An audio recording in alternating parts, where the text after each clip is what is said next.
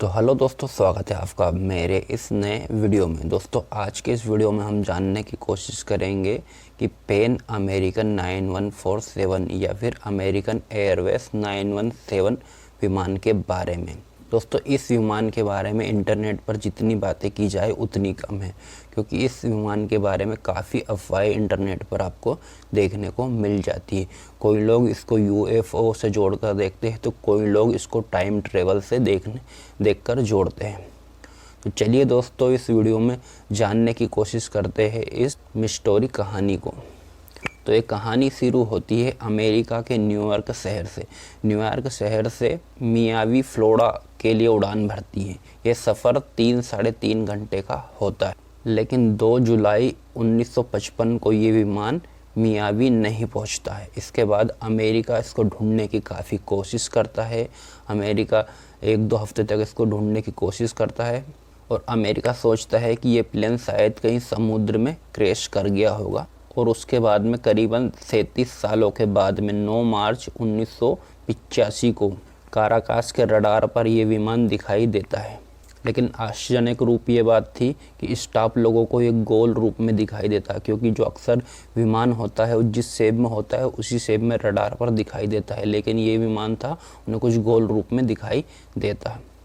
Staff के लोग इस विमान से संपर्क करने की कोशिश करते हैं लेकिन फ़्लाइट में बैठे पायलट उनको लैंडिंग करने की इजाज़त मांगता है और स्टाफ लोग इमरजेंसी में इनको यहाँ पर लैंडिंग कर देते हैं। इस विमान के अंदर 57 यात्री और 6 क्रू मेंबर बैठे हुए थे। जैसे ही ये लोग यहाँ पर लैंडिंग करते हैं, अपने चारों तरफ का नज़ारा देखते हैं, इनको काफ़ी चेंज नज़ारा नज़र आता है। ऐसा लगता है कि ये लोग भविष्य में आ चुके हैं। स्टाफ के लोग इनके पास जाने की कोशिश करते हैं, लेकिन फ़्लाइट का जो इंजन था वो अभी भी चालू था या चल रहा था। लेकिन पायलट इनके पास आने से मना कर देता है और पायलट अंदर से ही स्टाफ से पूछता है कि ये कौन सा साल अब चल रहा है। स्टाफ लोग इनको बताते हैं कि ये 1985 चल रहा है। बस इतना सा ही सुनते ही पायलट अंदर से इस विमान को वापस उड़ान भरा देता है। इसके बाद में एक दूसरे विमान इसको ढूंढने की कोशिश करते हैं, लेकिन ये आसमान में कहीं गायब हो जाता है। अगर आप इंटरनेट पर एक दूसरी कहानी इसी वीडियो के ऊपर देखोगे तो आपको पता चलेगा कि ये फ़्लाइट लैंड करती है और इस फ़्लाइट के अंदर कुछ स्टाफ के लोग जाते हैं, तो उनको वहाँ पर कंगाल की हड्डियाँ वहाँ पर मिलती है और वो लोग वापस प्लेन से नीचे उतर जाते हैं और वापस ये प्लेन आसमान में उड़ान भर लेता है।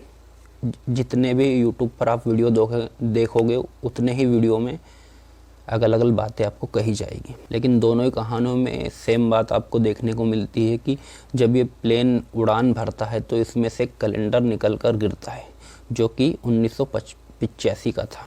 और यहाँ से शुरू होती है हमारी छानबीन इस वीडियो के बारे में। एक्सपर्ट कहते हैं कि अगर ये विमान 37 सालों तक आसमान में उड़ा होगा तो ना तो विमान के अंदर इतना ईंधन रहा होगा और ना ही ऑक्सीजन इतने सालों तक विमान में रहा होगा। लेकिन जिस प्रकार वीडियो में दिखाया जा रहा है कि ये विमान रडार पर गोल रूप में दिखाया जा रहा था जैसे कि कोई यूएफओ हो, लेकिन असलियत में रडार पर अगर कोई विमान दिखाई देता है तो वो उसी रूप में दिखाई देता है जिस रूप में एक्चुअल में वो विमान होता है। इस विमान के बारे में ना तो हमें कोई पुलिस केस मिला है, ना ही वीडियो, ना ही कोई ऑडियो मिला है जिससे साबित किया जा सके कि इस विमान में एक्चुअल में हुआ क्या था। हमने इस वीडियो के बारे में थोड़ी छानबीन करी, तब हमें पता लगा कि ये वीडियो इंटरनेट पर काफ़ी वर्षों से चल रहा है। कोई लोग इसको यूएफओ से जोड़ते हैं तो कोई लोग इसको टाइम ट्रेवल से जोड़ते हैं। लेकिन सवाल ये है कि क्या सच में टाइम ट्रेवल किया जा सकता है? क्या सच में इस प्लेन ने टाइम ट्रेवल किया था? टाइम ट्रेवल यानी कि समय यात्रा।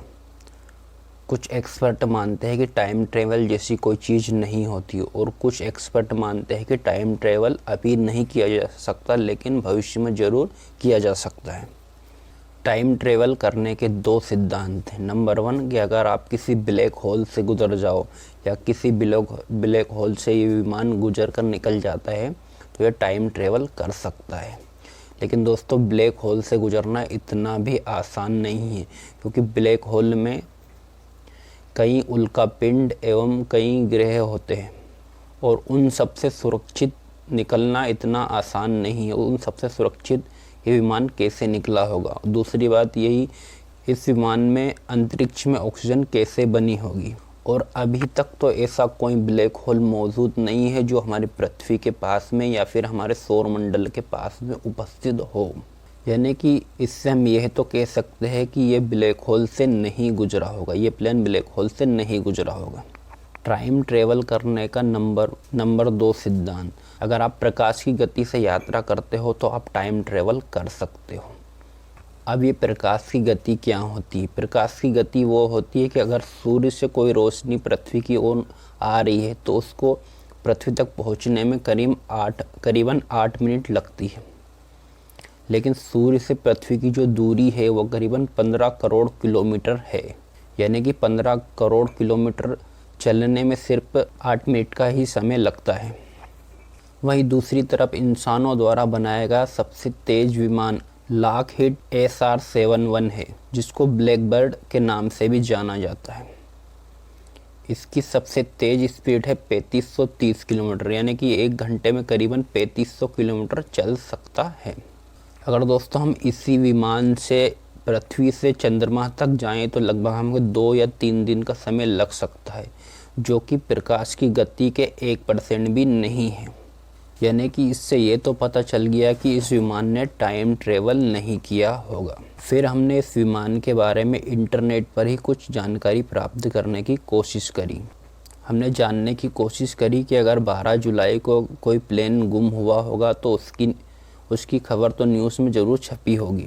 आप जानकर हैरान हो जाओगे कि 13 जुलाई को इस तरह की कोई भी खबर न्यूज़ में नहीं थी। 13 जुलाई को वर्ल्ड के किसी भी न्यूज़ में इस तरह की खबर नहीं थी, किसी भी अखबार फ्रंट पेज पर इस तरह की खबर नहीं छपी। जैसा कि आपने देखा 9 मार्च 1985 को ये काराकस एयरपोर्ट में सफल लैंडिंग करता है। हमने कोशिश करी कि 10 मार्च 1985 को इसके बारे में ज़रूर कोई न्यूज़ छपी होगी, लेकिन आप जानकर हैरान हो जाओगे कि 10 मार्च को इसके बारे में ऐसी कोई भी खबर वहाँ पर नहीं छपी हुई थी। फिर हमने जानने की कोशिश करी कि अमेरिकन एयरवेज को इसके बारे में ज़रूर पता होगा, लेकिन जब हमने इनकी वेबसाइट खोली और उस पर मिसिंग विमानों का नाम देखा तो इस विमान का नाम वहाँ पर नहीं था। ना ही 1955 और ना ही 1985 में ऐसा कोई विमान मिसिंग हुआ था। फिर हमने गूगल विकीपीडिया पर पेन फ्लाइट 914 के बारे में सर्च किया तो इसके बारे में कोई भी ऑफिशियल वेबसाइट वहाँ पर उपलब्ध नहीं थी और ना ही इसके बारे में कोई डिटेल वहाँ पर थी, जिससे ये पता चलता है कि इस नाम की कोई फ़्लाइट आज तक मिस ही नहीं हुई और ना ही कभी वर्तमान में इस नाम की फ़्लाइट चल रही है। थोड़ी और वीडियो की छानबीन करने पर हमें पता चला कि सबसे पहले इस खबर को 1985 में विक्टो वर्ल्ड नाम के एक अखबार ने प्रकाशित किया था, लेकिन आप जानकर हैरान हो जाओगे कि आज तक किसी भी बड़े न्यूज़ ने इसको कवर नहीं किया। इस खबर को आज तक किसी भी बड़े बड़े न्यूज़ चैनल ने इस न्यूज़ को कवर नहीं किया। ये विक्टो वर्ल्ड न्यूज़ है, फेक न्यूज़ बनाने में माहिर है। ऐसी कई मनगढ़ंत कहानियाँ इन्होंने अभी तक रची हुई हैं। सबसे पहले एक खबर 1985 में प्रकाशित की गई, लेकिन लोगों ने इसमें इतनी दिलचस्पी नहीं दिखाई और वो खबर नहीं चली। लेकिन दोबारा इसको 90 के दशक में चलाया गया और फिर ये खबर रातों रात वायरल हो गई। आप देख सकते हो कि पेपर में यहाँ पर किस तरीके से चेहरा बदला गया है। ये वही व्यक्ति है जिसने कि फ़्लाइट में बैठे इस व्यक्ति से बात करी थी, लेकिन दोनों ही हेडलाइन की कट में आपको पता चलता है कि चेहरा यहाँ पर बदल दिया गया है। 1985 के समय किसी और का चेहरा यहाँ पर लगा है और 90 के दशक में यहाँ पर किसी और का चेहरा यहाँ पर लगा हुआ है। इस व्यक्ति को न्यूज़ में पॉपुलर होना था, मशहूर होना था, इसीलिए इसने इस तरह की मनगढ़ंत कहानी बनाई ताकि वो न्यूज़ में पॉपुलर हो सके। और इसी हेडलाइन में पहले इसका समय 1985 हुआ करता था, लेकिन बाद में इसको बदलकर 1992 2 कर दिया गया। इससे ये पता चलता है कि ये न्यूज़ पूरी तरीके से फेक थी और ये जो वीडियो बना है ये भी पूरी तरीके से फेक। लेकिन अगर हम दूसरी तरफ भारत की बात की जाए तो भारत के कुछ बड़े न्यूज़ इसके बारे में क्या छापते हैं वो भी ज़रा आप देख लीजिए। अमर उज्ज्वला एक जाना माना नाम न्यूज़ चैनल का है। वह लिखते हैं कि अमेरिका भी आज तक इस विमान को खोज नहीं पाया, और कुछ ऐसा ही एबीपी न्यूज़ वाले भी लिखते हैं। इन लोगों को सच दिखाना चाहिए, बल्कि ये झूठ को ही सच बनाने में लगे हुए हैं। दोस्तों ये कहानी थी अमेरिकन एयरवेज 914 के बारे में। तो दोस्तों कहानी आपको कैसी लगी? दोस्तों अगर कहानी आपको अच्छी लगी है, दोस्तों आपको वीडियो पसंद आया हो तो वीडियो को लाइक